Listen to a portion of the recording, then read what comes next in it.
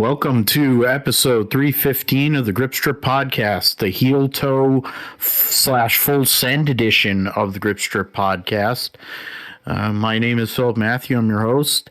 And as always, I'm with the iRacing Indy 500 champion, computer genius, gentleman and a scholar, and someone who took a shot at a second Indy 500 win, trying to join the likes of Al Unser Jr. and Juan Pablo Montoya, amongst others. His name is Josh Fun. What's going on, brother? Hey, doing great, Phil. Yeah, of course. Indy 500 time here. Finally, a year's waiting is about to come to an end here in 2 weeks. But yeah, I mean, for me, iRacing Indy 500 this past weekend fixed setup edition for that. So yeah, I ran that. We'll talk about it later. Open setup edition. Coming up this weekend, which is the one that I won, was the open setup one. So yeah, definitely prepping for that. So yeah, that's what my focus is on outside of work and all that stuff right now. So yeah, ready to get into it for sure. It's the month of May. Yeah, it is the month of May, and the greatest day in motorsports is coming up in a couple of weeks. So before that, we'll have episode 316. So we'll probably have enough references to Stone Cold Steve Austin, because he was my favorite wrestler of all time anyway.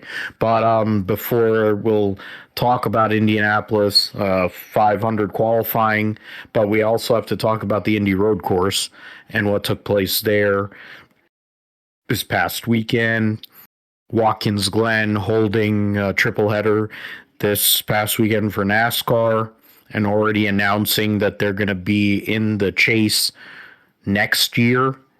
So we already know probably 2 tracks that are going to be in the chase, or 3 tracks that are going to be in chase next year, with Watkins Glen, Martinsville, and Homestead. After that announcement, we'll talk about SVG, Connor Zilic, Caden Honeycutt, Christian Lundgaard, and IndyCar. GSP Roundup, we'll talk about Indy next. The World Endurance Championship, World Rally Championship, MotoGP, Moto2, going back to back. Le Mans last week, Catalunya this week. Formula E will be in Monaco as a lead-in in less than a month's time, I believe, or in a month's time. They'll hold a Monaco Grand Prix because they moved that race back. World Superbikes will be in the Czech Republic. And the NHRA will come back, race in Chicagoland, Route 66 Raceway. We'll make our picks for the front row for the Indianapolis 500. Basically, only have the open test and 1 day's of practice data. So we'll see what happens with that. We'll make picks for Trucks and O'Reilly Series at Dover on a busy weekend there, because it's the All-Star race this weekend at Dover for the first time ever. They have a goofy format for this race, and I have no idea how it's going to go.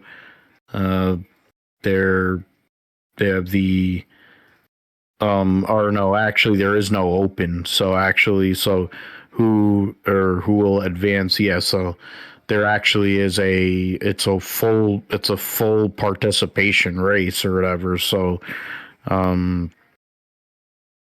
yeah, but the open is whoever gets through the first stage or whatever the crap. So we'll go through all the goofy stuff with the format and who will advance and who gets a fan vote. I think we're pretty sure who that's going to be.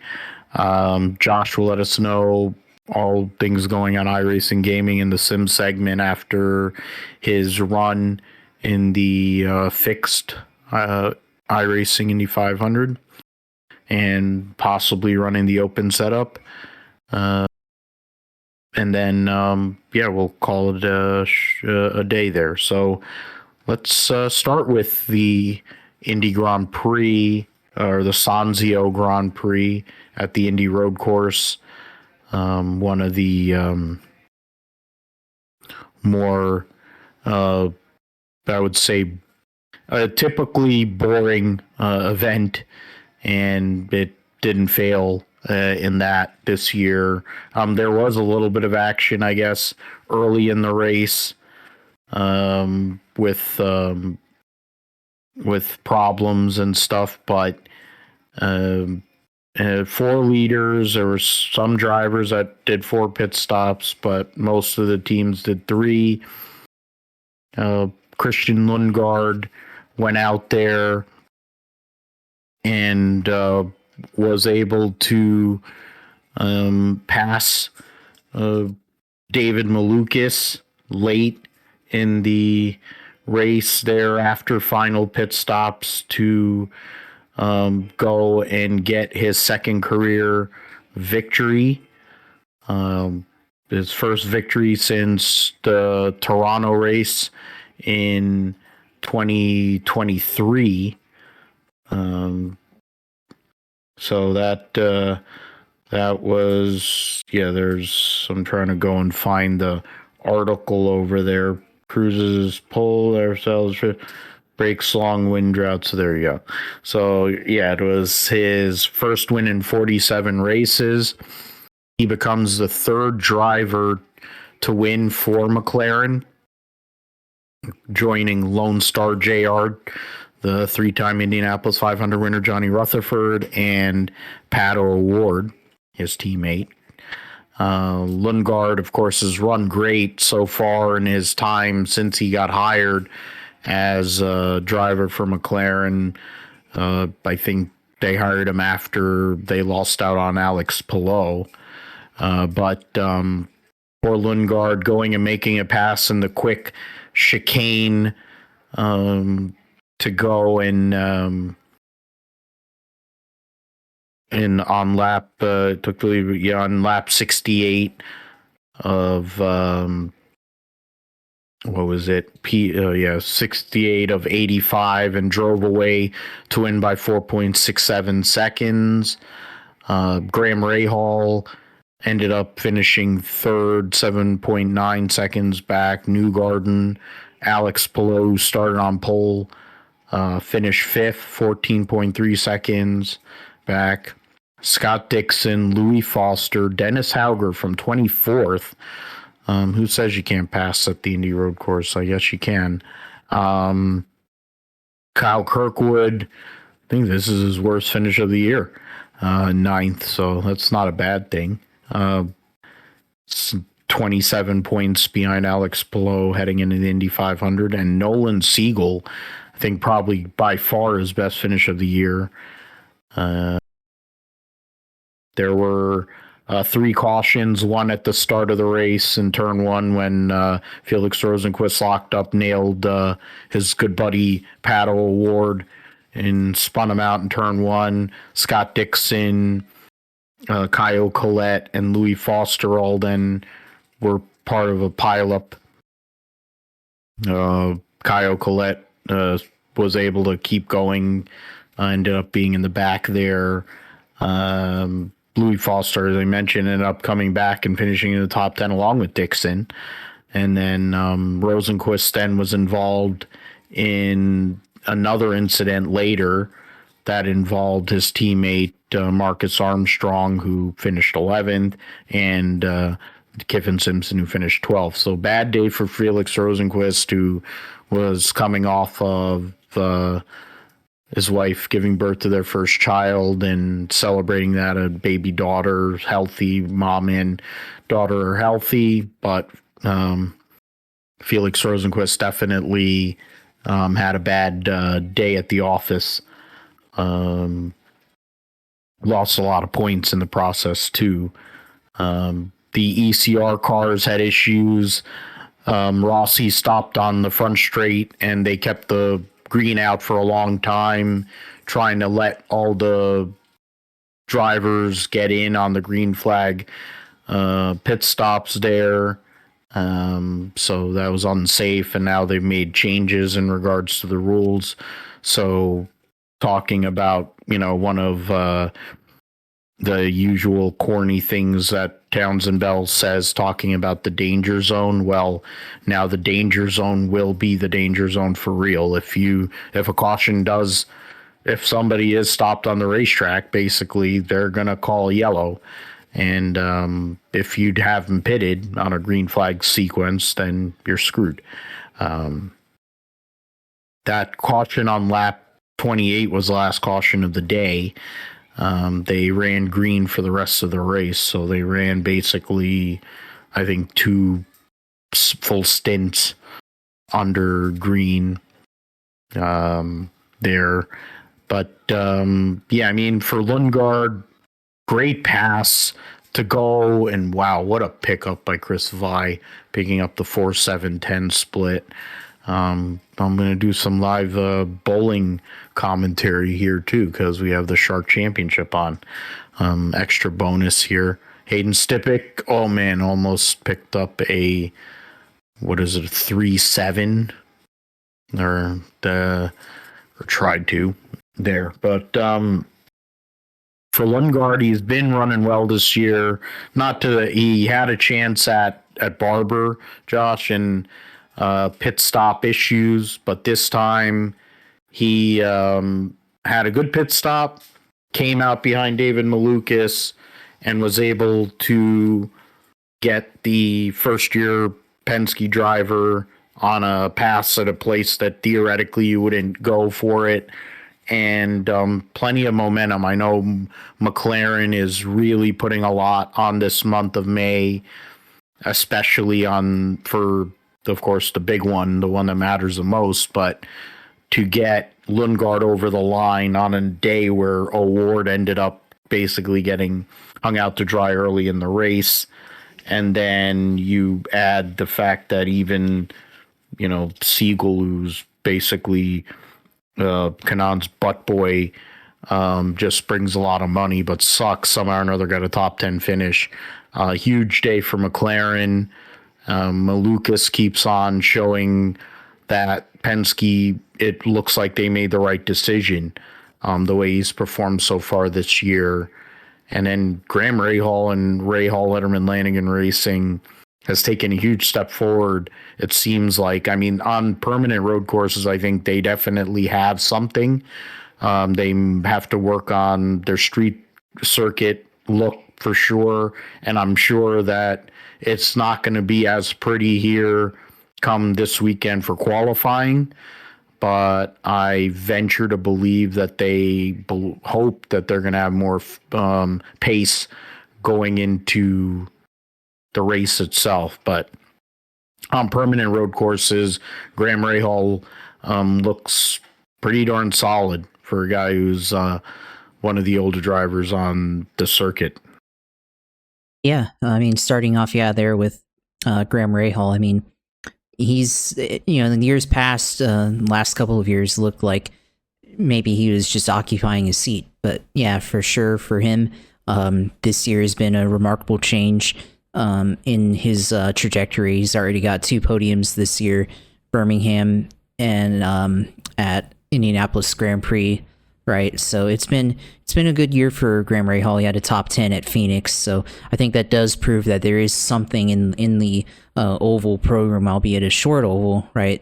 And had a top 10 at Long Beach as well. So I think for Graham Rahal, it's definitely looking like there's hope for him. And I think with the 33 car field this year, they don't really have to focus on making the race like they did last time, so they can focus on just having good speed during the race. But for him, it's been a good result. But going back to Christian Lundgaard, he's had a lot of good results so far in his stint at Aero McLaren.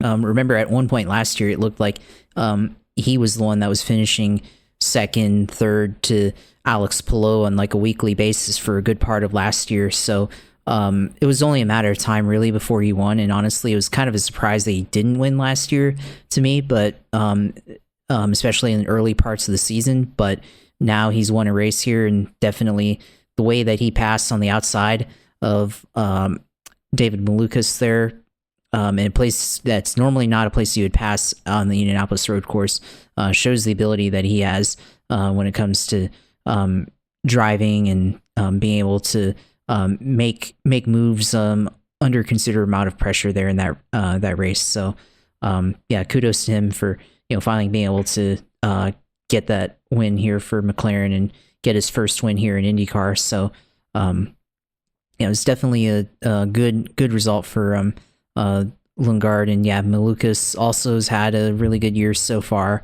and led a bunch at Phoenix, I think, earlier in the year, and second here. So we knew what he could do before, and now he's like I said, proving Penske right.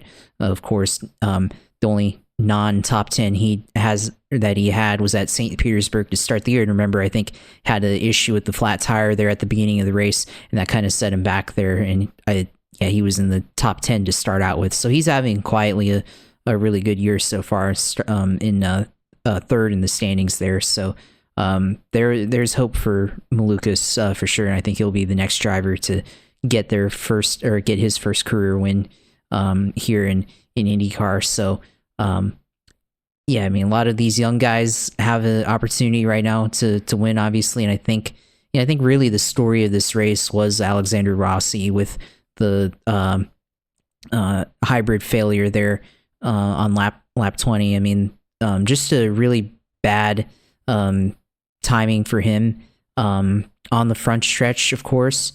And he had to park it there and kind of wait for people to get by and everything. And then that opened the race up because we saw Alex Palou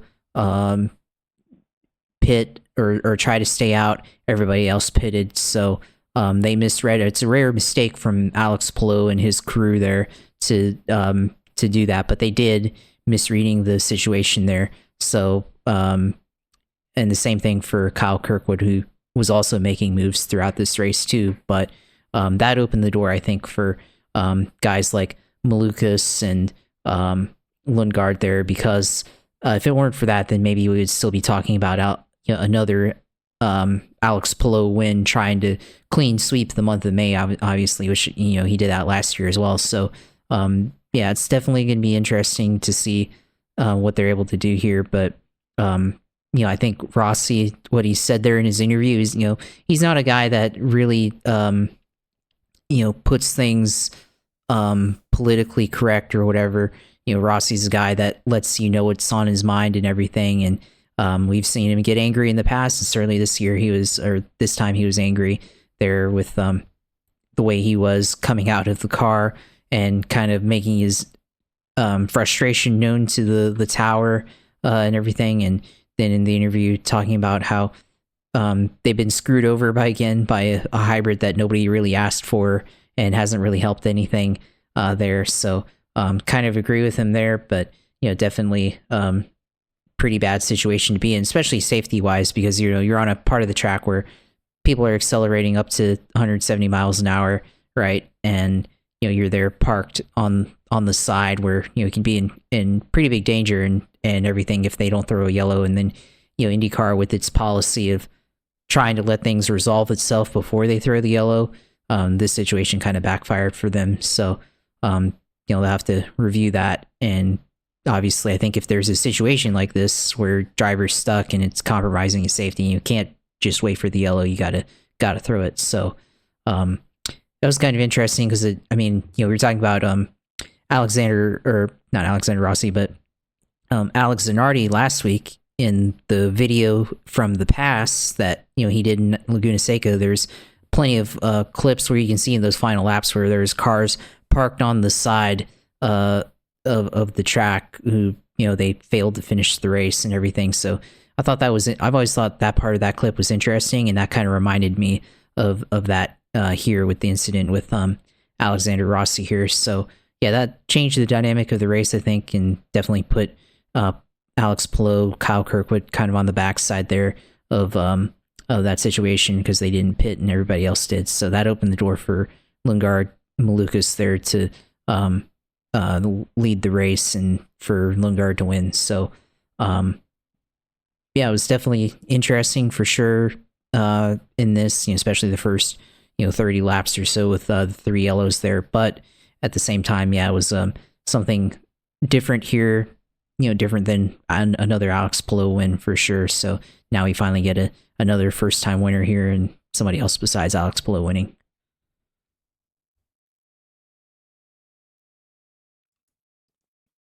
I mean, at least for having a different winner, different storyline that we can talk about. I mean, you're going to talk about Alex Palou no matter what. He's the dominant figure. He's a defending winner of the defending champion of the Indianapolis 500, former pole sitter of this race. I think, is it McLaughlin who he has a track record, and Palou is all qualified on pole though. But the fact of the matter is, I think McLaren is really wanting to actually close the deal this month. They're putting a ton of emphasis. I mean, for Pato finishing second twice in the big one, championship right now doesn't look great for him. The way that this season has started. So at the end of the day for him, if he can go out there and get the 500, he may not win the championship, but he ain't going to care because he wins the Indy 500, and it would be huge for the sport, honestly, if he were to win it. And then Ryan Hunter-Reay being there, if he can go and win it after many years, it's be 12 years between wins, and then doing it as a one-off. There's that. Lundgaard is not known as an oval guy, but he did well or has become better. So definitely opportunity there. Something that we're going to have to look at for sure. As I mentioned, so Lundgaard 3 points behind Malukas right now in fourth in points, and then Newgarden's fifth in points, trying to become a 3-time Indianapolis 500 winner in a couple of weeks' time. Then, sixth is Dixon, seventh, Award. They're tied, actually. And then Rahal, eighth. Ninth is McLaughlin. They're tied. And then 10th is Marcus Armstrong. So that's your points there heading into the Indianapolis 500 here in a couple of weeks' time. But of course, we're going to have qualifying coming up this weekend. The Cup Series, go bowling at the Glen. Makes sense. Watching bowling right now. Wasn't a whole lot of pinballing, not a whole lot of pin action, theoretically, at least not in the Cup race. Unless you want to talk about a rocket ship two-handed ball that came out of Jason Belmonte's hand. Going and talking about, of course, Jason Belmonte, an Australian, a New Zealander, and Shane Van Gisbergen has become the battering ram of all battering rams on road courses. Did something like what Michael Schumacher did. I forget what Grand Prix it was, where I think it might have been at Catalunya many, many years ago, where Ross Brawn put him on a alternative strategy, pitting more times, but he was on fresh tires late, had to make up a gap, did so, and won the race. In this case, that's exactly what Shane Van Gisbergen had to do. The way cautions landed, it was lap 63, a bunch of cars pitted, but SVG stayed out, went and put a gap, pitted at lap 76, and it only took 18 laps for him to go and make up a gap of nearly 30 seconds. It was 29.2 seconds.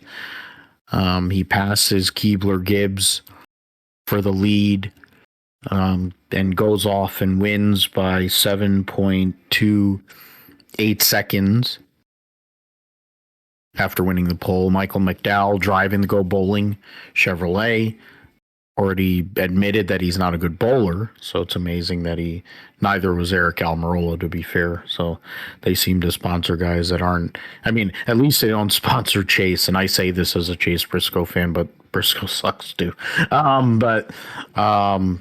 Yeah, McDowell goes out there, one of his best runs he's had in a while. Goes out there, finishes second. He's one of only 4 drivers that led the race. Gibbs, of course, coming out and having the best on tires, and was able, first car on tires, and was able to hold that for a while. Finished 3rd. Briscoe 4th. Reddick 5th. Giving Toyotas 3 there in the top 5. Austin Dillon, AJ Allmendinger, Kyle Busch, Austin Cindric, John Hunter Nemechek, your top 10. SVG and Cindric, the only 2 drivers that scored stage points in both stages. First top 10 of the year for Dillon there, and Allmendinger getting a top 10, big deal for him. Other guys who got stage points: Blaney in 11th, Buescher in 12th, Connor Zilic, who locked up his right front tire too many times, cut it down, and ended up having to pit for 4 tires. Finished 20th. Chris Bell finished 21st. Riley Herbst 26th. Ross Chastain won stage 1. The only other leader of the race, but ended up 27th. Bubba had issues with Chris Bell, amongst others, finished 29th. And then Joey Logano, who finished 2nd in stage 1, had tire issues and other stuff go on and finished tailback. But, Josh, I mean, we talk about heel toe. Junebug had him on the download, and he said, "Hey man, why don't you want anyone to go look at your heel toe?" And Shane, I can't do a New Zealand accent, I can't do his accent, but he basically jokingly said, "Yeah, you know, I have big feet and it gets in the way, so I kind of kick it out of there," or whatever. Basically, you don't want anyone to go and see it, even though I think even he knows that outside of maybe Connor Zilic, maybe a couple other guys, I don't think any of these guys are going to learn how to do it. They're just going to go and take the L's against Shane because they figure the math works, because they're going to do better on ovals. But I grew up in a time with Jeff Gordon when he kind of reset the way road courses were raced, and now he would win at a high clip on them. Tony did the same thing. You had Marcus Ambrose, who came from the supercars, from that old era, and was able to do things in a cup car that nobody really could do in a cup car on a road course. But Shane Van Gisbergen and this car on road courses, if you give him, you know, a clean sheet, basically, if you're giving him the opportunity and he qualifies up front, I mean, my fascination would be if by some chance, like, he had to have an engine change or he had to do some sort of change where he had to go to the tail. Could he go and run up to the front? That would be the epic thing. We already know he's the fastest guy on road courses, but and a track like Watkins Glen just suits him to a T. And he was making up half a second, 3/4 of a second in the inner loop, doing stuff in the inner loop that nobody can do in a stock car other than him.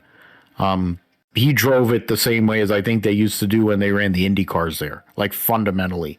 It's like he's driving an Indy car and everybody else is driving a cup car. But SVG went out there, got the job done, puts himself back in the chase, at least temporarily. Will be in the All-Star race this weekend. You know, see what he can do, and if he can keep on maintaining that, as we go forward. But a big weekend, I think, relatively positive weekend for Trackhouse after what has been a rough spell, and SVG bringing home the trophy.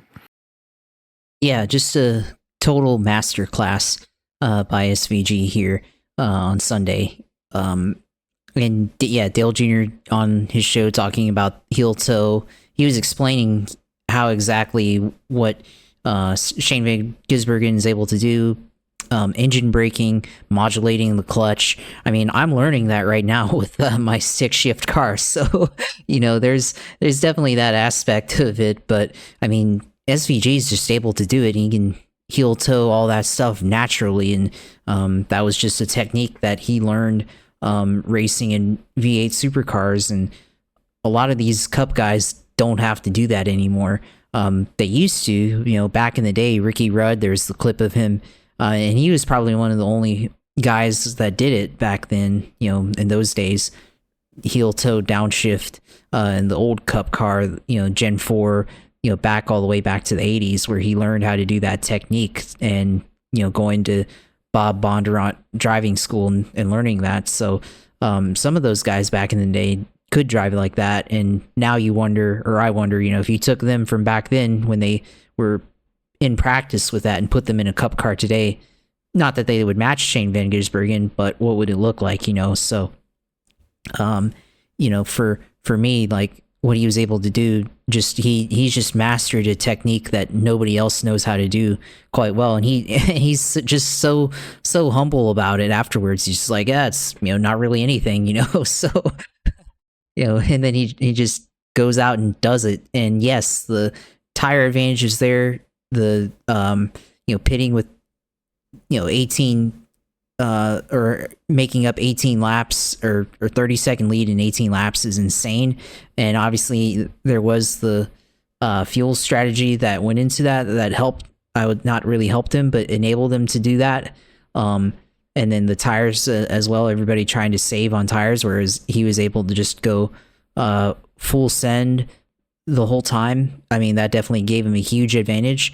But I mean, when you see 30 seconds, right, and the way that the tires tend to wear out at these places, like, yeah, it's probably going to be hard for him, but he went out and did it and ran laps that were 2 seconds faster per lap than the rest of the field. So, he was just able to just go out there and just do it. So, yeah, it's definitely probably one of the best road racing performances I've ever seen in NASCAR, as I've been a fan. I mean,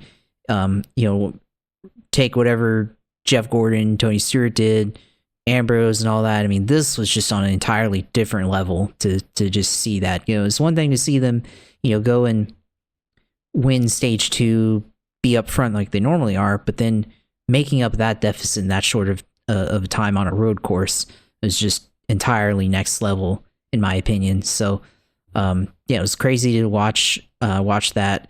Kind of reminded me, we're talking about things that reminded me of in the past. I mean, kind of goes back to Kyle Larson winning the Brickyard a couple years ago on having more fuel than everybody else, and he was just able to make moves that you don't normally see people make at Indianapolis in a Cup car.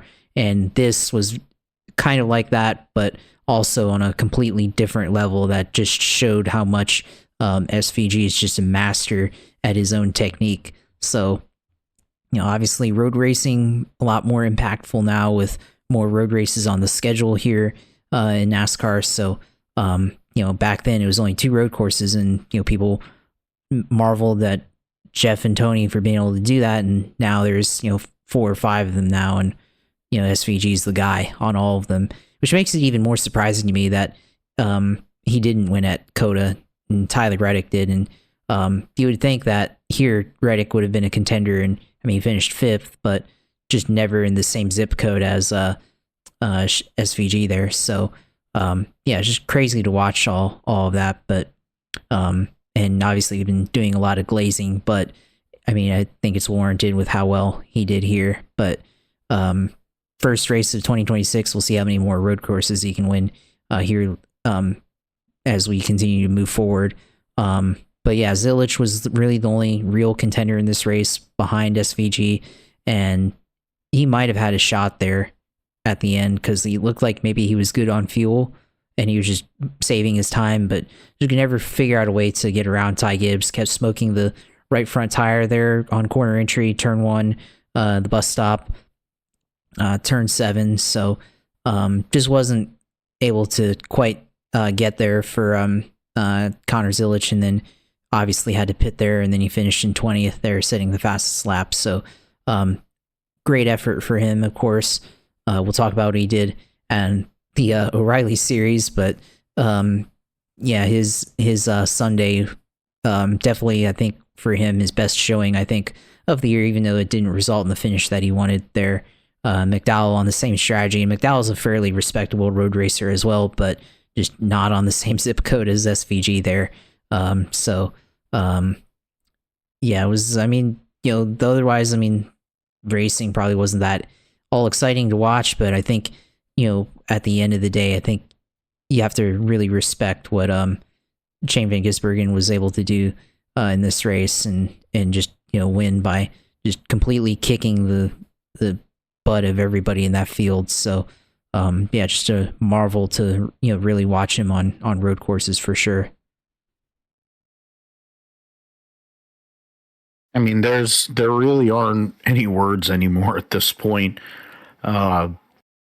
What he did at Chicago in the wet on a street course was one thing, and he's done some great things last year to win 5 races, and put himself in smack dab in the playoff and give himself a chance at least to advance and around and all that. So, but yeah, so it's something. It really is something to see what he's able to do. And all the great legends of NASCAR that have won so many road races. And, I think they made, Mike Joy made the comparison to Dan Gurney. And, I mean, that's where we're going, I guess. And Dan Gurney's one of the greatest race car drivers of all time. And SVG, in terms of an all-around talent, is in the mix. And that counts. That you look at some of these other guys that he's in that category. You mentioned Ricky Rudd. I think also Rusty Wallace. You think about Gordon Smoke, Marcus Ambrose, but keeps on doing this. I mean, one of these days they're gonna give him something on an oval and he's gonna win there, and then it's gonna be a real problem when that happens, because he's just that good. He's just that capable. Let us go into the O'Reilly series event that was the Mission 200. Connor Zilic was able to go and get 3 in a row. He had to make a last turn pass on his bestie, Jesse Love, to do so, but Zilic ends up doing that. Won stage 2, led 20 laps, so second most laps on the day, to go and get the job done there. There was only 3 cautions for cause in the race, so it was relatively tame. Not a whole lot of carnage there. Sheldon Creed did have some issues. Clements had issues there with LeVar. Him and LeVar Scott got together. Starpoli blew up. Sawalich blew up. Dean Thompson had a transmission. And then, Ryan Ellis had a suspension issue. Some random people that they had in this race. God dang, unbelievable. Just random ass people they had. But, Zilic gets the win over Jesse Love. Taylor Gray from 25th to 3rd. Ross Chastain 29th to 4th. proving that I guess Ross Chastain's the only one that can drive a car for Jordan Anderson and run it decently.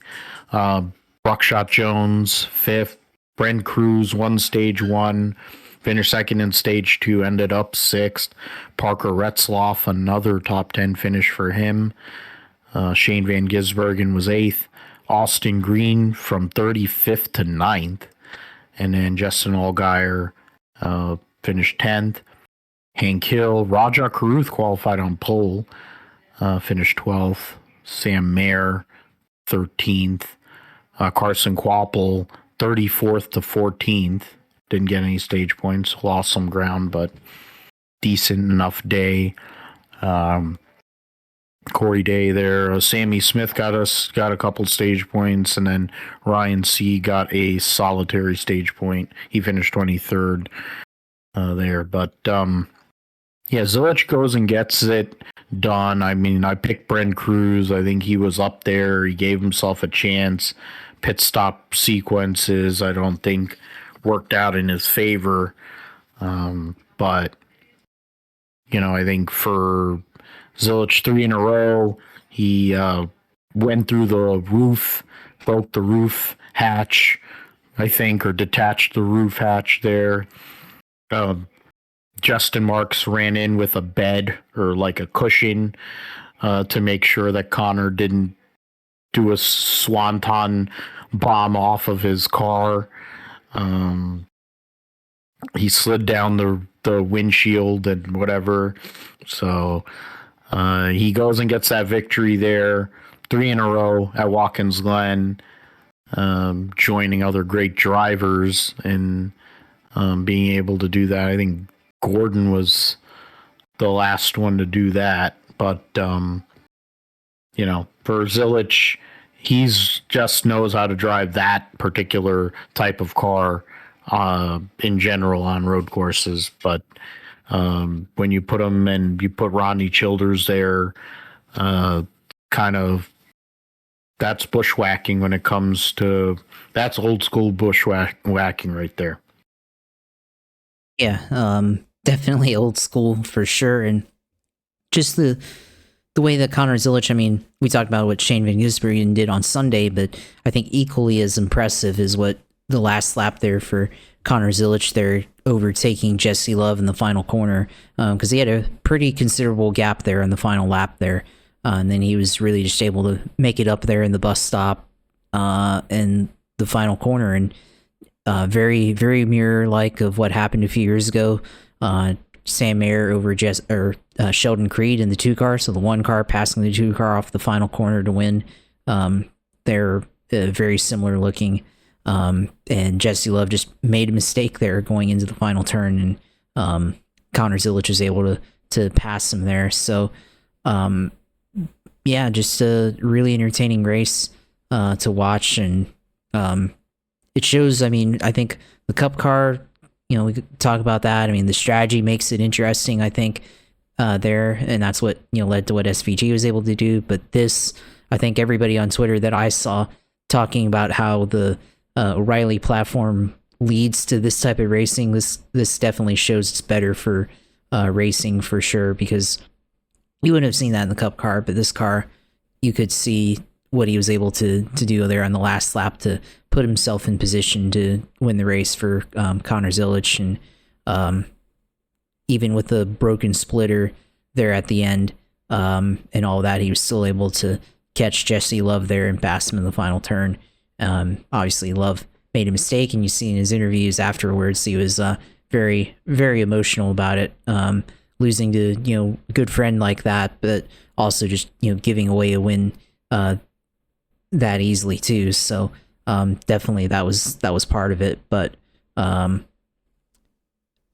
was definitely interesting to watch that. I'm surprised SVG didn't win this one automatically, but Zilich able to be up there, be up front for most of it. So definitely good watch there.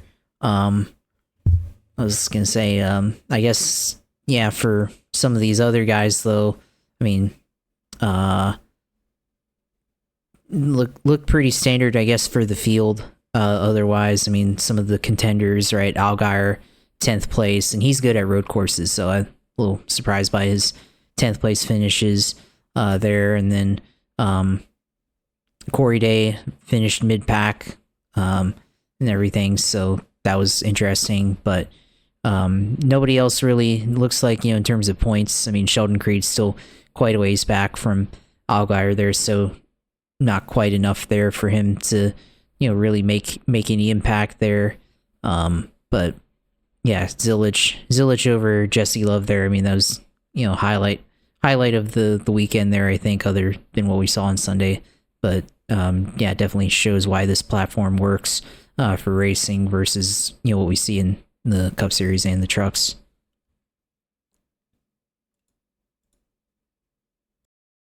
I mean, there's a reason why it is the best, I think the best racing that we have in NASCAR, while people do not like, plenty of people do not like the Cup car, and we've heard plenty of consternation about it.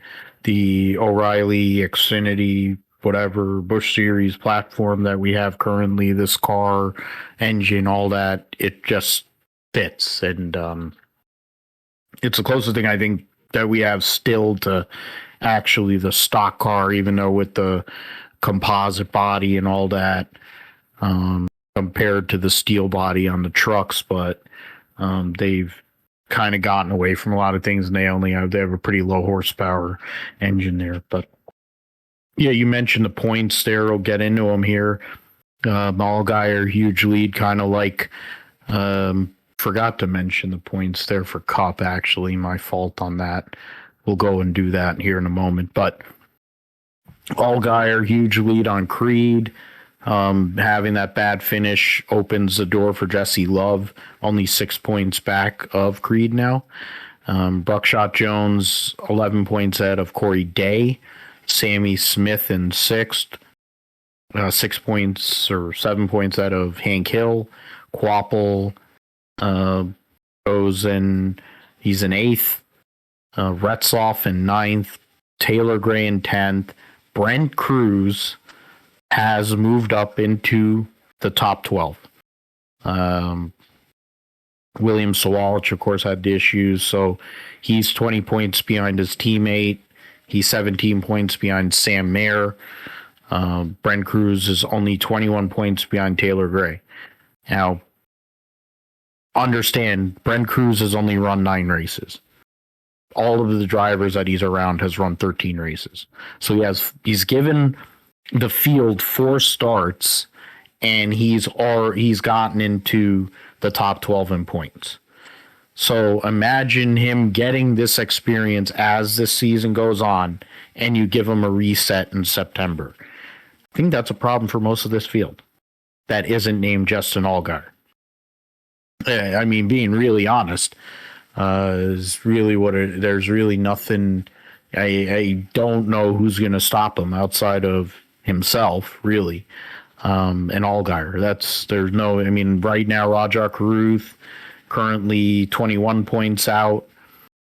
Quapple has at least a 59 point gap, so at least he's safe, even if he has to drive, second tier cars or whatever. Caruth has been hurt by having to jump back and forth this year. So we'll see how that works out. Go back to the Cup Series briefly here, just to get the points, since they're not going to be racing. They're racing a non-points race. I think that's why I passed over it. But Reddick, 129 points up over Hamlin. So 16-point gap, Hamlin to Elliott. Blaney is 17 points behind his buddy Clyde. Busher and Keebler only separated by 3 points. Hocevar, Larson separated by 10 points, 7th and 8th.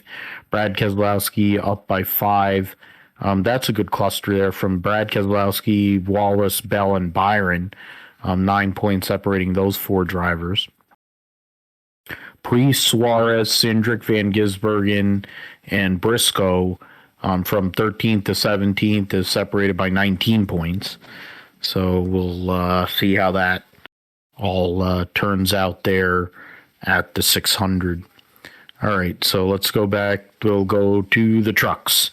The Bully Hill Vineyard 176. They had Ron Fellows there, former winner of this race. Won the O'Reilly race as well. The stage winners were Daniel Hemrick in stage 1 and Connor Zilich in stage 2. Plenty of contact, plenty of argy-bargy went on. Natalie Decker got parked for being too slow, like milk and donuts. It's not surprising. Cole Butcher got DVP'd. Wesley Slimp ripped off the whole bottom of his truck going through the inner loop. Enfinger ripped the transmission out of his truck. There were issues for Ben Rhodes. Hocevar wrecked there. There's some other one there.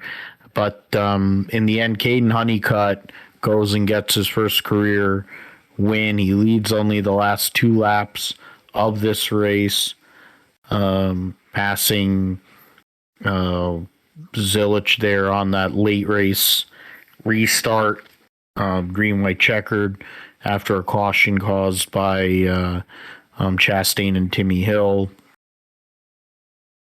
But, Cruz led early, qualified on pole, driving the one truck for Tricon.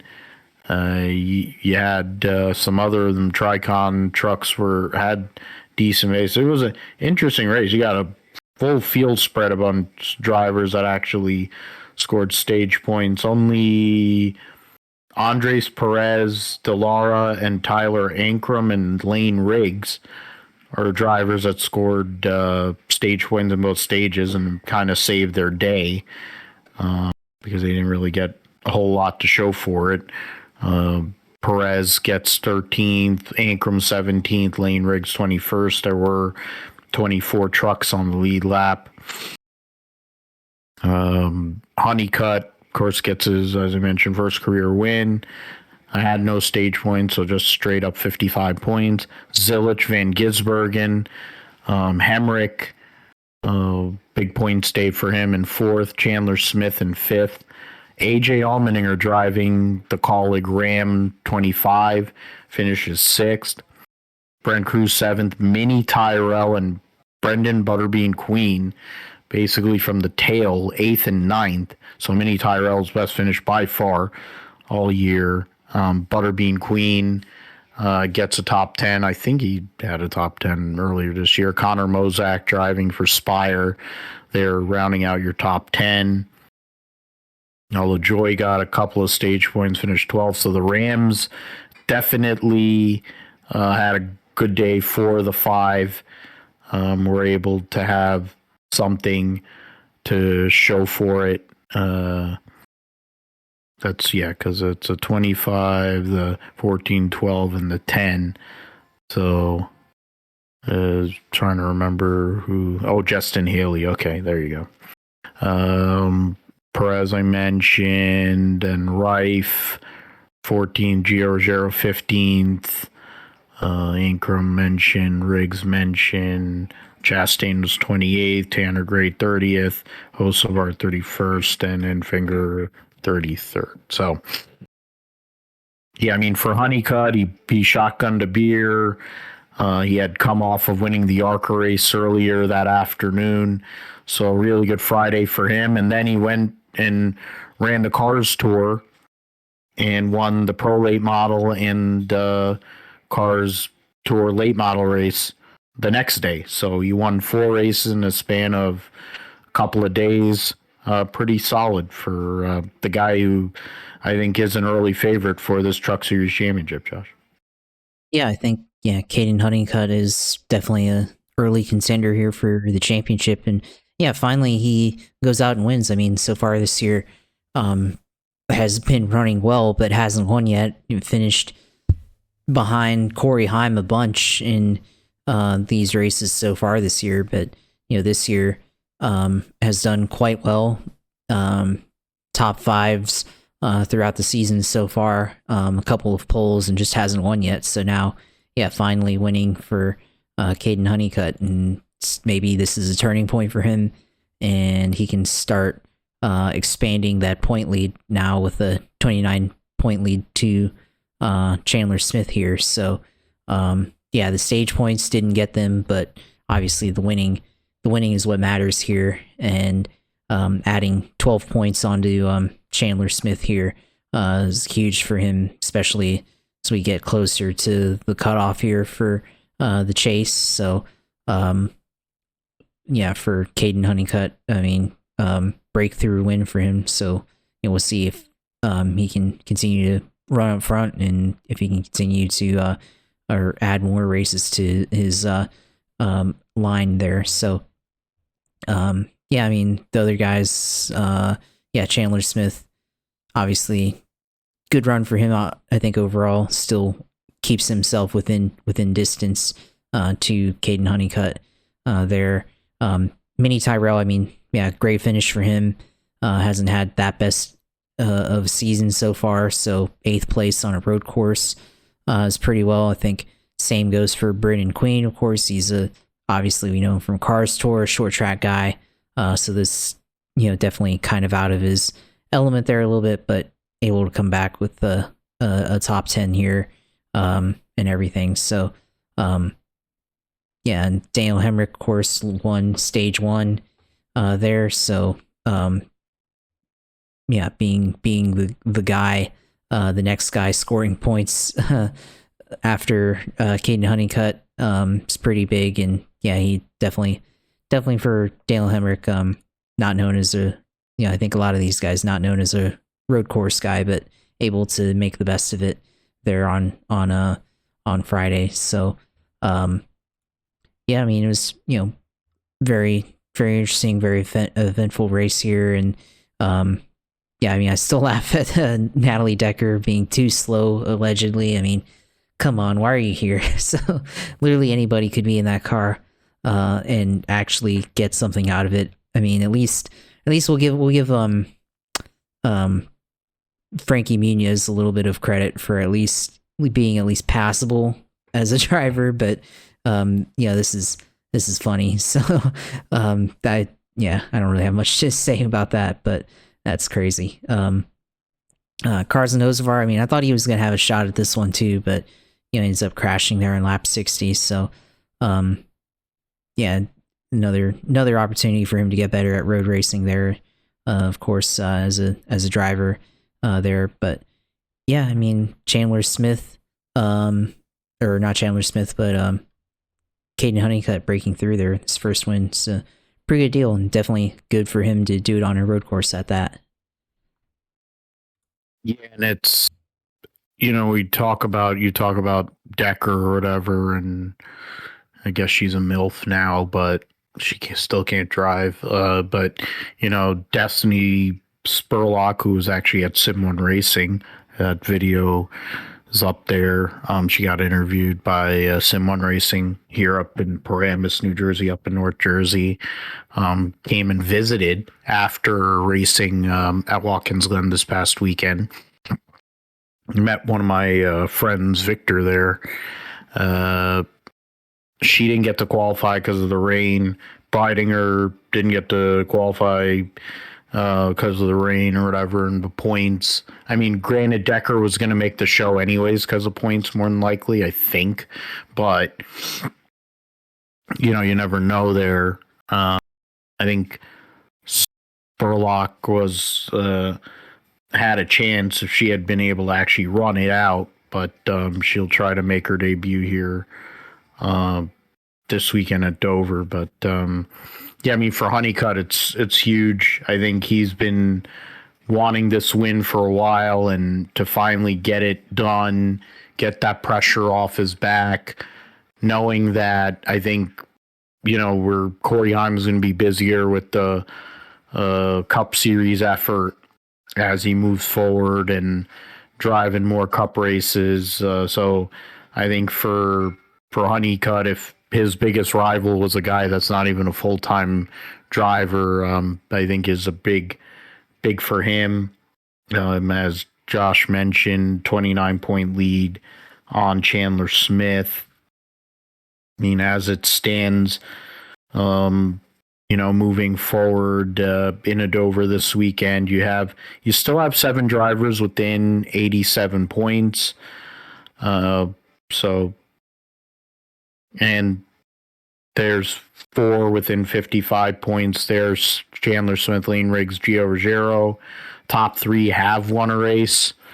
Then Eckes, Rhodes, Majeski. Ankrum ends up being in 8th. Hamrick now in 9th. Stuball in 10th. 1 point ahead of Jake Garcia. Brendan Queen is 10 points back. Justin Haley there. So, I mean, you got Andres Perez is 25 points back. So, I mean, it's pretty close basically from Ankrum to Andres Perez de Lara. So it's something that we have to look at for the points. And I mean, for Thor Sport right now, they have 2 trucks in. They want to get 3 for sure. Also McAnally, they only have the 2 right now. I mean, or 3. They have 3 right now. So they want to make sure they keep those 3 in there. For Tricon, they got 2, and front row is 2. So the only truck that is in is Friesen. And then you have 2 of the Dodges there. And then Nice Motorsports, their only full-time competitor is Andres Perez. So, he is the only full-time competitor, because then the Butcher. Then you have Chris Wrong, who is the worst driver who's actually ran every race. Frankie Muniz didn't run a race, so he's bailed out, but he's only 16 points behind Chris Wrong. Corey LaJoy has only run 6 races. And he's also tied with Frankie Muniz. 16 points behind Chris Wrong. So right now, as it stands, what is it, 182? Corey LaJoy is 101 points behind Stuart Friesen as it stands, and 100 points out of 11th. So, going to need some better runs as you get through the rest of this regular season to get that job done there. Possibly make a comeback and get back into the playoff or into the chase. Moving into the GSP Roundup here, we'll do the Indy next. The Indy, they had doubleheader there in race 1. It was Enzo Fittipaldi going and winning, joining his grandfather Emerson Fittipaldi, the 2-time Indianapolis 500 winner, and then his cousin, crazy thing, Christian Fittipaldi, formerly a podium finisher in the Indianapolis 500, and then he won in a Grand Am race there as the 3rd Fittipaldi to win, passing Lockie Hughes late. It was a wet race on Friday, so Enzo Fittipaldi, Lockie Hughes, Nikita Johnson, Tymek Kusharik, Max Taylor, your top 5, Pearson, Rowe, Coolin, De Tullio, who started on pole again, James Rowe, your top 10. Then in race 2, Tymek Kusharik, a.k.a. Timmy Kachow, which I don't know if that was Jack Harvey or if that was Townsend Bell. led every lap, even though he started fifth. So pretty good to go from fifth to first on the first lap and then go and get away there. Max Taylor started on pole, finished second. Enzo Fittipaldi third. Lockie Hughes, De Tullio started in second. Nikita Johnson, Nannini, Pearson, Seb Murray, Salvador de Alba, your top 10. The standings heading into Detroit in a few weeks' time. Nikita Johnson's 11 points ahead of Timmy Kachow, 14 ahead of Max Taylor, 16 ahead of Enzo Fittipaldi. So it's a good battle amongst three organizations there.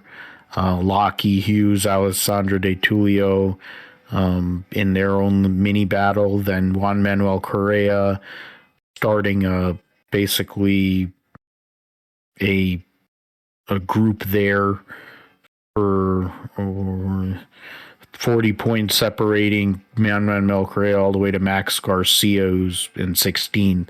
So that's a big group of drivers there. So we'll see how that goes for them. Their next race, of course, as I mentioned, Detroit.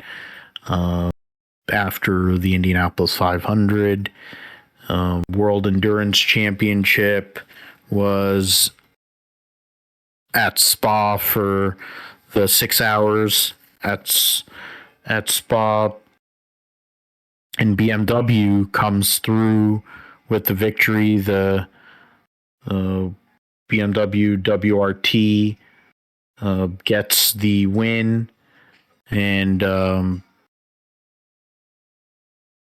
so the BMW WRT number 20 gets the win over their teammate, the number 15. The Ferrari number 50 finishes third. The Aston Martin 007 fourth. Toyota number 7 was fifth. AF Corsa number 83 was sixth. Peugeot number 93 was seventh. Genesis got a top 10 finish. Cadillac, their best was ninth, and then the second Toyota in 10th. 11 of 11 prototypes ended up on the lead lap. The Alpine number 36 was the last finisher there. In LMGT3, the Garage 59 McLaren beats the Harder Racing Aston and the Manthey number 92 Porsche. The Visit AF Corsa Ferrari was fourth. Second, McLaren was fifth. First of the Lexus cars was sixth. Second Manthey car, the 91 was seventh. The Corvette 33 and 34 TF Sport teammates 8th and 9th, and the Iron Lynx Mercedes was 10th. Standings heading into the 24 hours of Le Mans. See the manufacturer standings: BMW, Toyota, Ferrari in the Manufacturers Championship. And then Aston Martin, Alpine tied for fourth. Then in the Drivers' Championship, the Rene Rast, Robin Freins in the BMW are up by 11 or 9 points over the 8 of Hartley, Hirakawa, Buemi. Sheldon van der Linde, who didn't run in Imola, is 10 points behind his teammates. The 7 Toyota is fourth. The 15 BMW was fifth with Magnussen, Marciello. The Ferrari 6th and 7th there. So, all right. Getting too much in the weeds there. Manthey 92 leads the teams over the Garage 59 McLaren by 4 points, and the WRT 69 is third. Corvette TF Sport fourth, and then the Visit AF Corsa Ferrari fifth. And then so that coordinates with the points there. We'll move to Rally Portugal, WRC.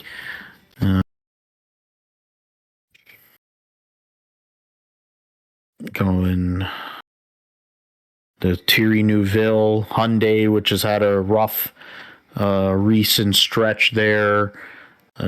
Thierry Neuville, the former world champion, goes out there and gets the victory by 16.3 seconds over Oliver Solberg, and then 29.1 over Efren Evans. Adrian Fourmeau gives Hyundai 2 cars in the top 4. Takamoto Katsuda finishes 5th. Sebastian Ogier ends up in 6th. Sami Payari was 7th. Danny Sordo 8th. Martin Sek was 9th. I need to learn how to pronounce his name.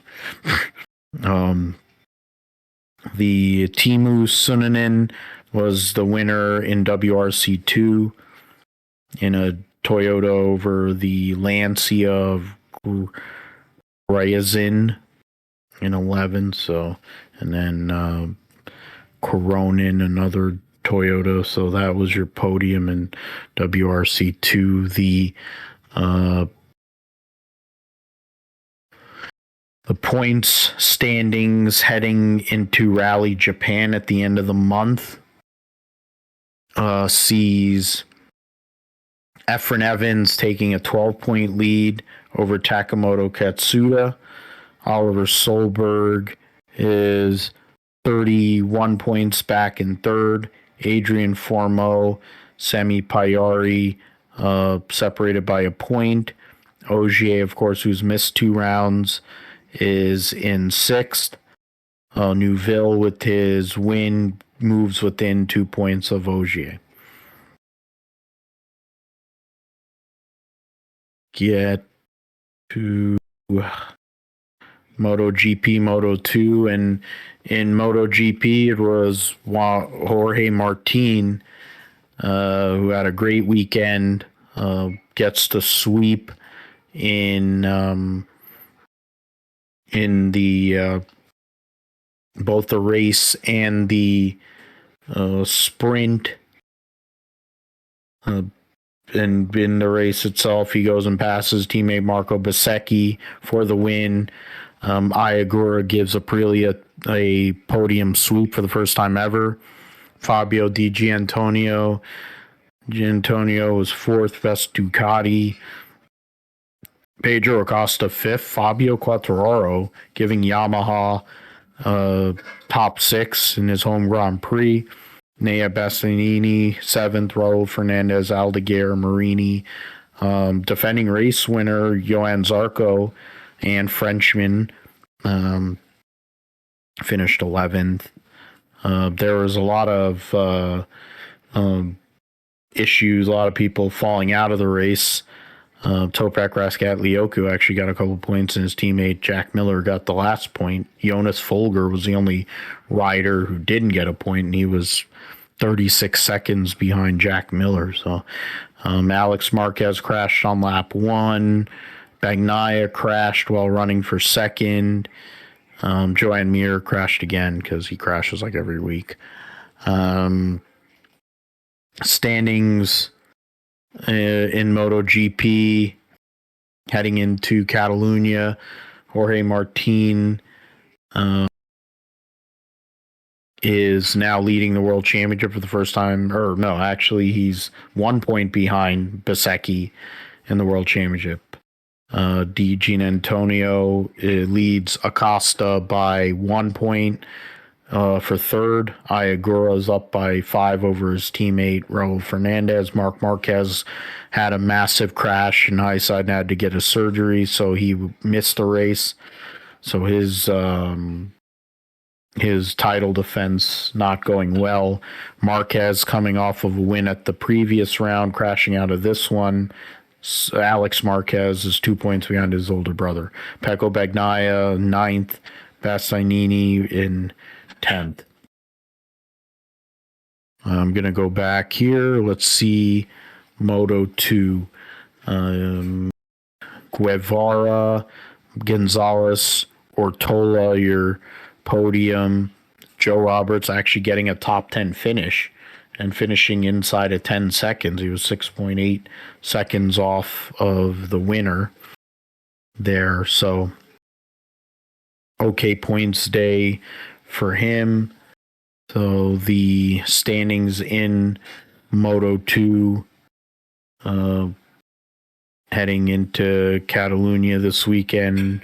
Gonzalez leads by 9.5 points over Guevara.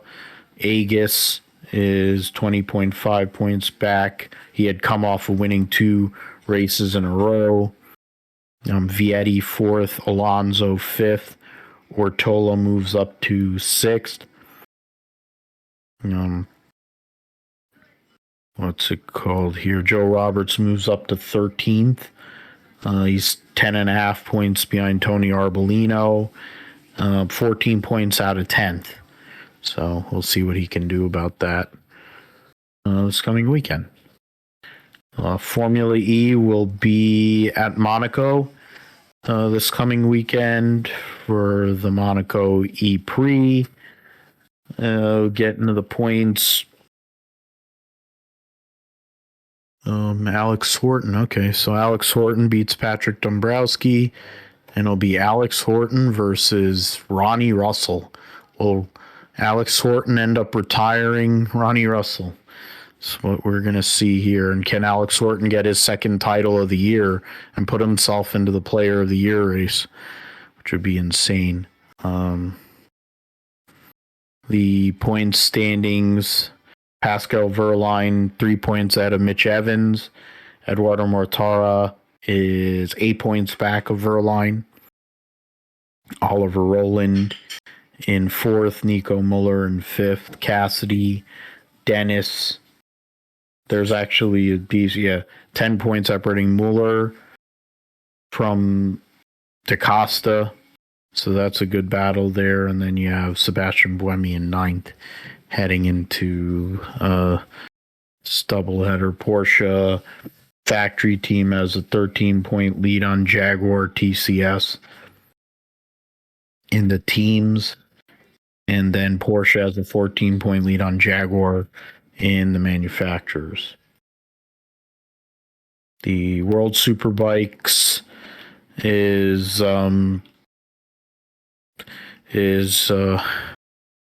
all about Nicolo Balega. See if he can keep on winning at the Czech Republic there. Iker Lackawanna leading the secondary championship by a lot.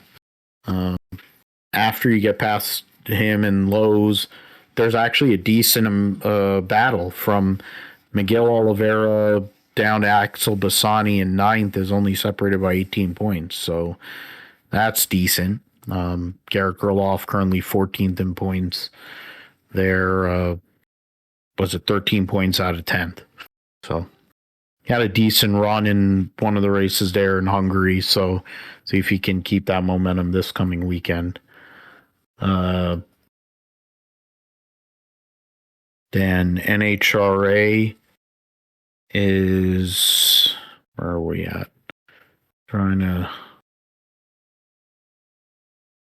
NHRA Route 66 Nationals. Then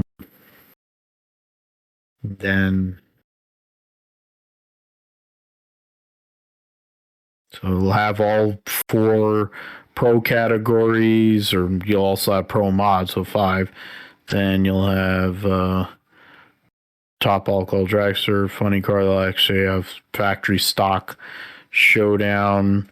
Mark Powick, of course, the defending champion. Matt, why does Matt Hartman sound familiar? But yeah, so yeah, Mark Powick there. Then 3, 4, 5, 6, 7, 8, 9, 10. Oh, so the Whiteley husband and wife running in Top Alcohol Funny Car 10-car field in that. A little bit more. There's more people in Top Alcohol Dragster. Of course, Jordy Severance, Angel Sampay, multi-time pro stock motorcycle champion. Few women in this. Sean Cowie, the defending series champion.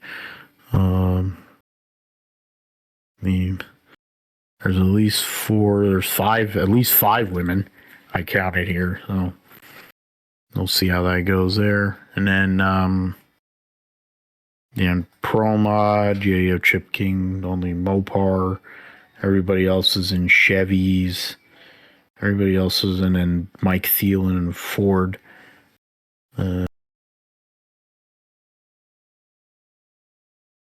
Yeah, so and then Ricky Smith. Isn't Ricky Smith in this?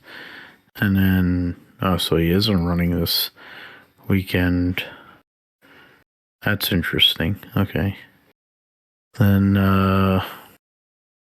go into Pro Stock Motorcycle.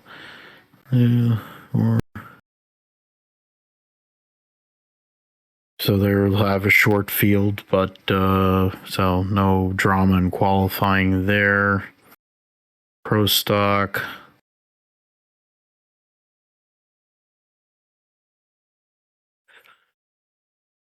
So they'll have just enough for a full field. They're made some changes to make it more competitive for people who are actually running Fords. So we'll see how that works. And Dodges. We'll see if that actually makes a difference eventually. But in Funny Car,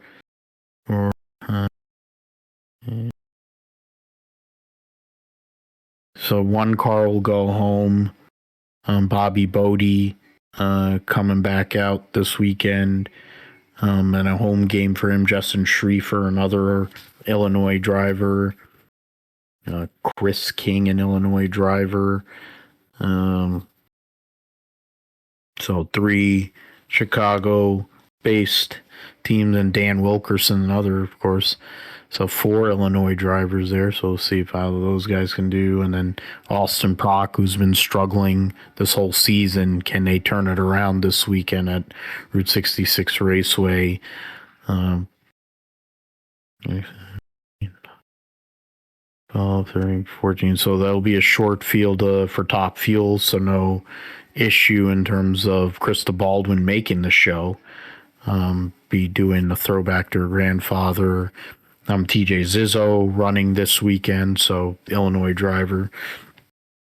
Can be really fast. So he's going to be a tough out there. So see that. The standings right now, Langdon leads his teammate Coletta by 4 points. Leah and Tony are only separated by 20 points, 3rd and 4th. Josh Hart in 5th, so that's, I think, all the winners up there in the top 5 so far this year. Maddie Gordon as a rookie right now in 6th. And then, was it 71 points separating the top 5 in Funny Car, so a little bit more competitive there. J.R. Todd up by 3 on Ron Capps. Hagen, 25 back. Jordan Vandergriff, 28 back. Chad Green, 71 back. Pro Stock. Dallas Glen has a 76-point lead on Greg Anderson. Richard Gadsden has a 51-point lead on Gage Herrera and 82 on Matt Smith. All right. There you go. Got through all of that. So let us go into Indy 500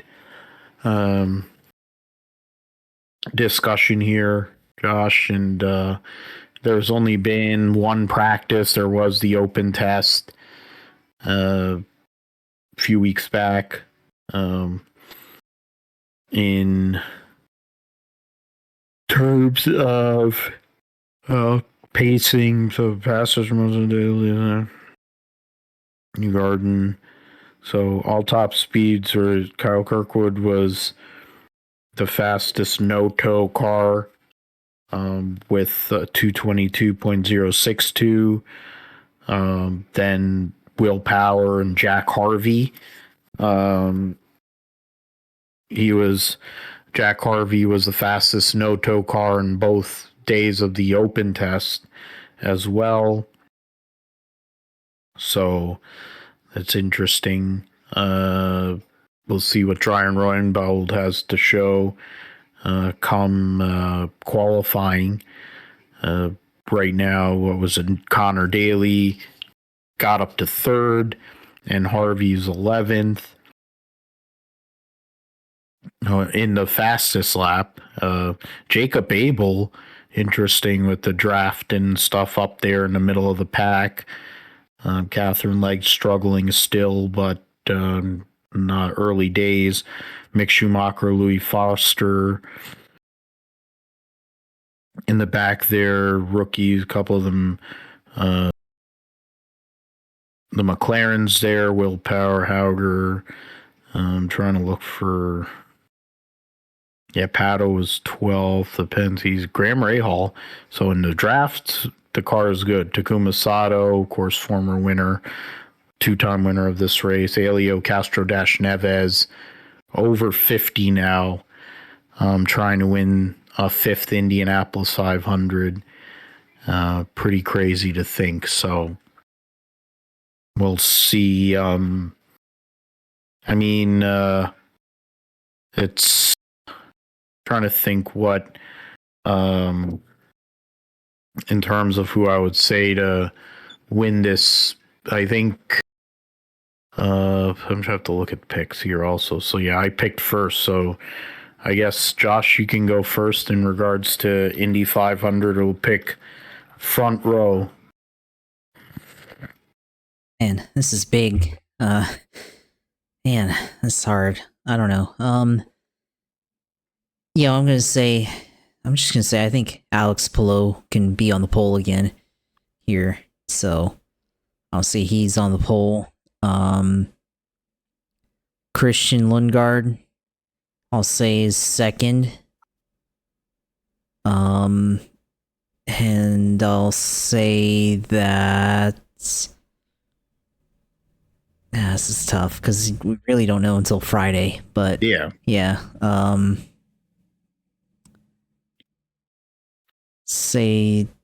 I'll say that Felix Rosenquist can get third. Palou, Lundgaard, Rosenquist. I'm going to go Malukas winning the pole in his first Indy 500 for Penske. I will go and have Palou on the middle of the front row. And then my outside front row driver will be...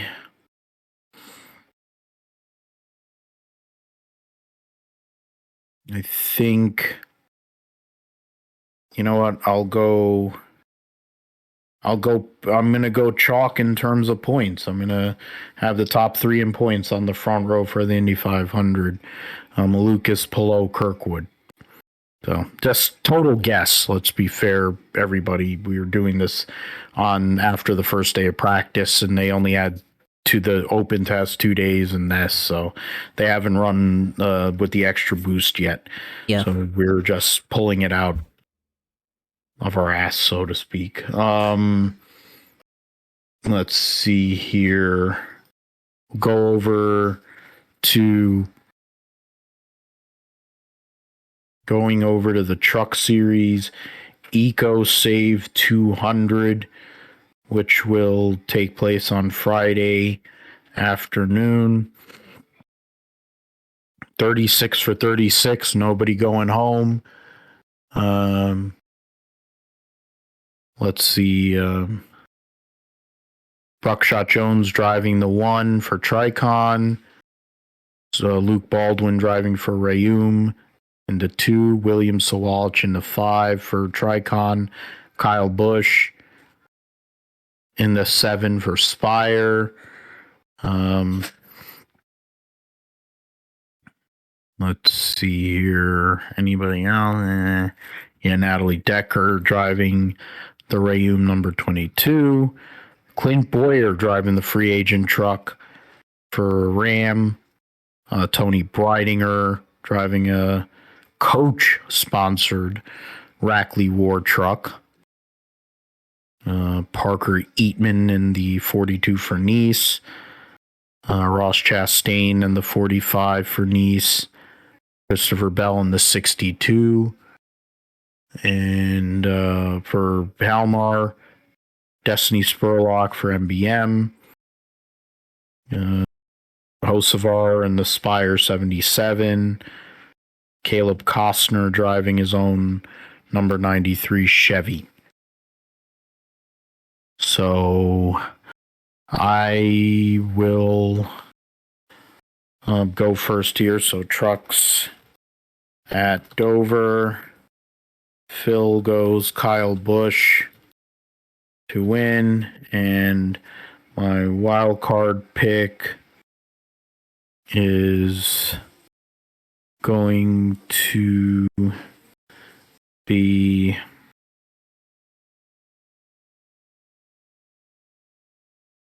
I'll pick Parker Eatman, why not? As my wild card. No. How about you, Josh? Yeah, for me, I'm gonna go with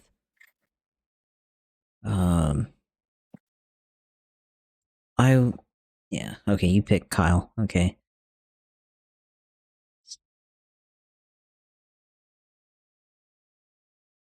Carson Hocevar.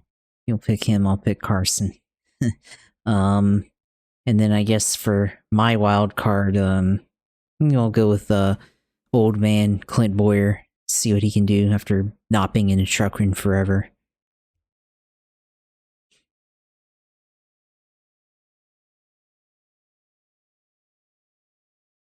Trying to open up the window again. Figure he's gonna fall out of the seat because he spends most of his time drinking Miller lattes and other alcoholic beverages based on his recent driving history. So we'll see. But I'll probably give him a microphone, so that'll be deadly for. I mean, it'll be more interesting than listening to Jamie Little because, good God, she sucks. She is like, you would think at some point she'd figure out how to be a good announcer, or at least somebody would tell her, but no. She just sucks, like really bad. Wow, what a hit there for Ronnie Russell there. Then, all right, so let's go to the O'Reilly Series. Bet Rivers 200 at Dover. One car will miss the race. Carson Guapel back in the 1. Chastain in the 9 for JRM.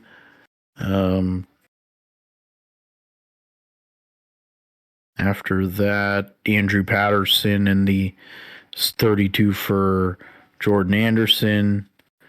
The Joey Gase cars, 2 of them, or 1 of them doesn't have a driver. The 35 doesn't. The 38 for RSS, I think they said, I forget who they said, somebody there, but I don't know. I don't care. CJ McLaughlin in the 42 for Youngs. Blake Lothian in the 55 for Joey Gase. Raja driving the 88. Myatt Snyder in the 91. BJ McLeod. Wow, okay. BJ McLeod driving the 92 for DGM. So Florida, you got Mario Goslin and BJ McLeod working together. David Starr trying to make the show with Joey Gase's team, and then the 74 doesn't have anyone listed there. Josh, you get first dibs here. Yeah, I'll just go chalk here and go with Justin Allgaier here to win, and wild card for me. Pull up the standings so I don't make a mistake. say Anthony Alfredo as a wild card.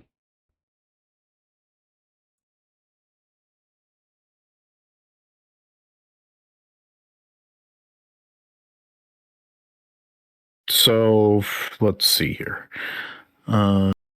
I will go with. I'll say Carson Kvapil gets. I mean, I'm gonna pick one of these guys eventually going to get their first win, whether it's Carson Kvapil or Brent Cruz. Cruz has run plenty good enough to get a first win here. But this week I'll pick Carson Kvapil.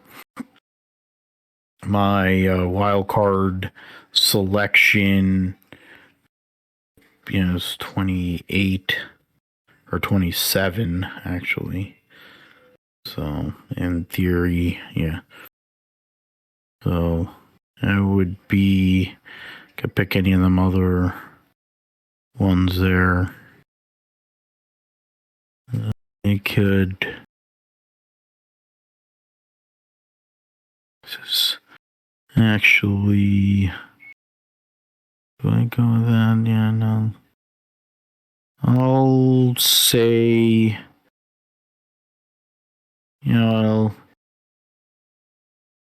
For funsies, I'll go with BJ McLeod for fun. There. So my pick, Phil, goes Kvapil to win and McLeod wild card. All right. So last but not least, the All-Star race. So in this case, I guess we pick the winner of the All-Star race.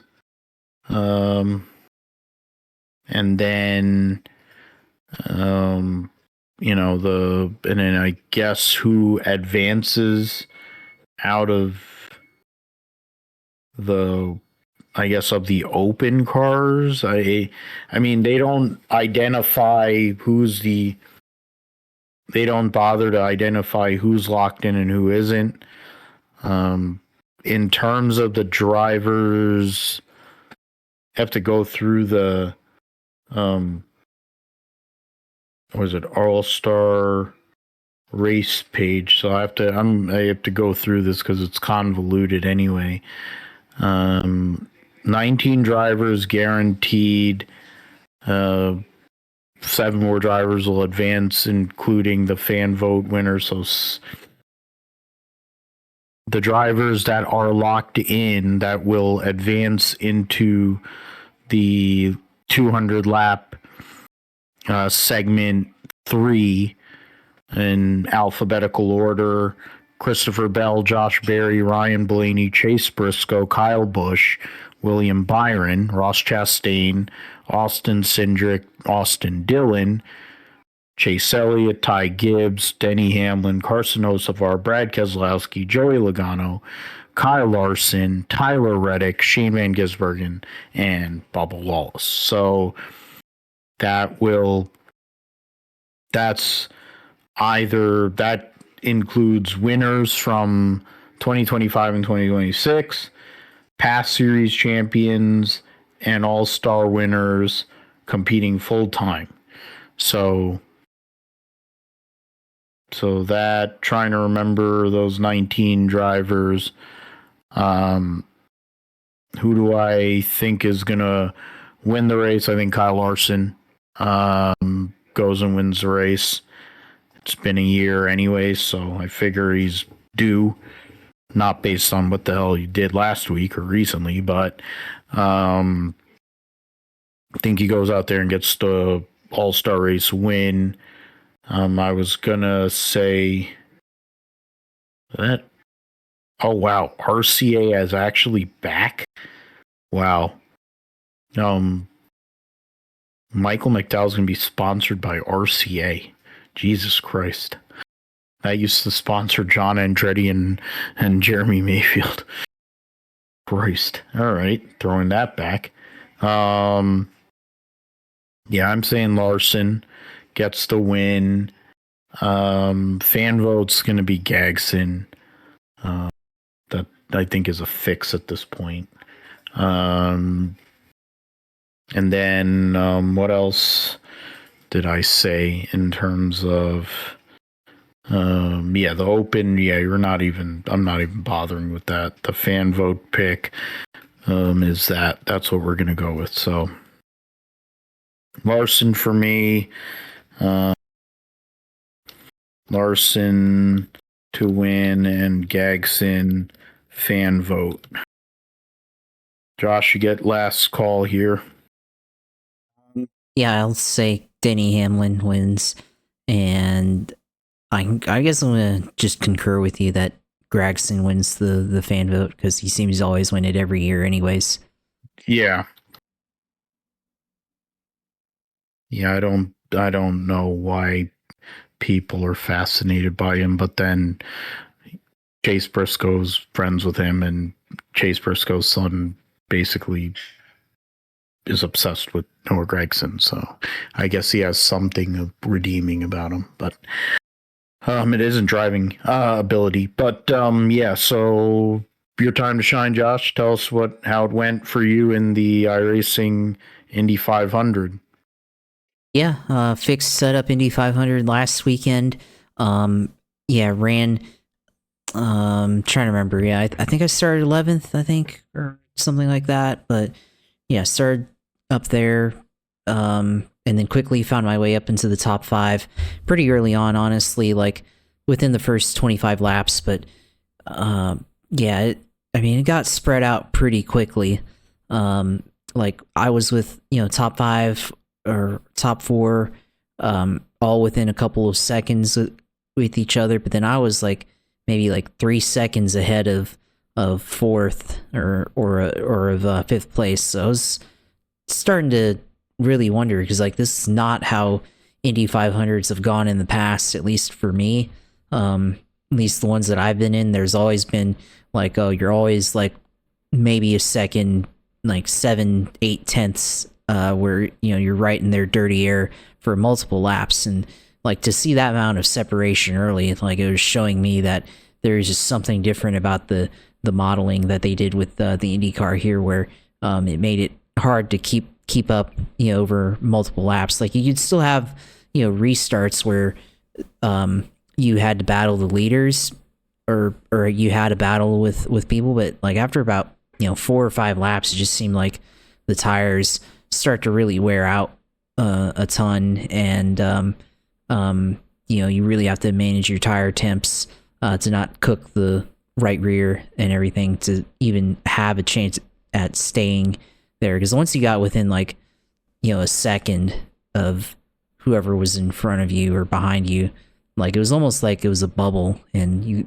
it was like almost impossible to get, like, unless they made a mistake, it was almost impossible. And it made it seem like you really had to have a good line throughout the lap to really make up time. And you couldn't really rely on just having having a good line creates a big run, but you couldn't rely on just the draft being able to pull you in to give you a chance at having momentum. You really had to be very technical with it and everything. But I was up there, up top 5 for good first 75 laps of it, top 3 on that. But then one of the cautions, lap 75, missed my pit stall by just a little bit, and then I was still in 5th gear. I forgot to shift down to 1st or whatever, and then I had to take a couple of seconds to do that. And by the time I was first onto pit road from the lead, and then once I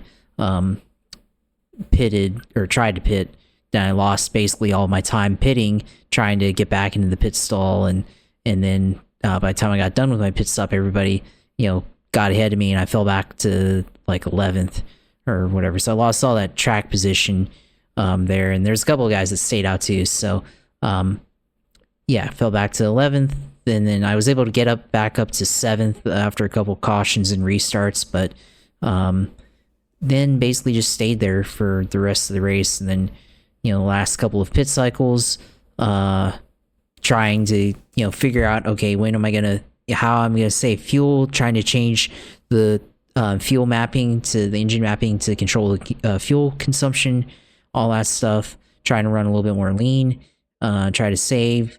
Didn't really work, and then ended up finishing in 11th lap down. So I had to pit on the final lap because I was going to run out of fuel. So didn't really work out there and everything, but it was definitely a good try. I definitely felt good about it for sure. But the dynamic just seemed real different from years past in iRacing. I guess, with the hybrid, I think the hybrid was also a factor in this too. I wonder, the changing the handling of the car and everything. Definitely, I mean, it's always been fairly understeery, especially in the fixed setup races, but I wonder if that affected the tires after a certain amount of laps and everything. So I guess kind of reflected maybe last year's Indy 500 in a way, because that one, I mean, it wasn't like a super like overtaking Indy 500 last year, so we'll see how it changes this year. But I mean, I think the weather was a factor too, but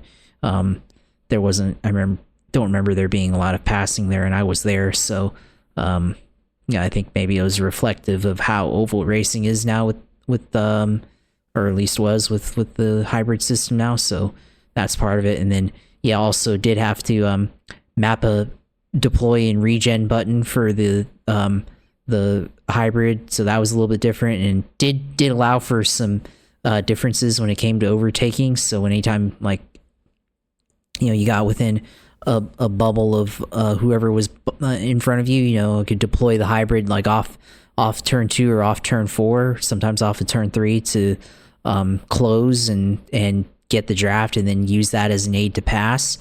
So that was pretty interesting.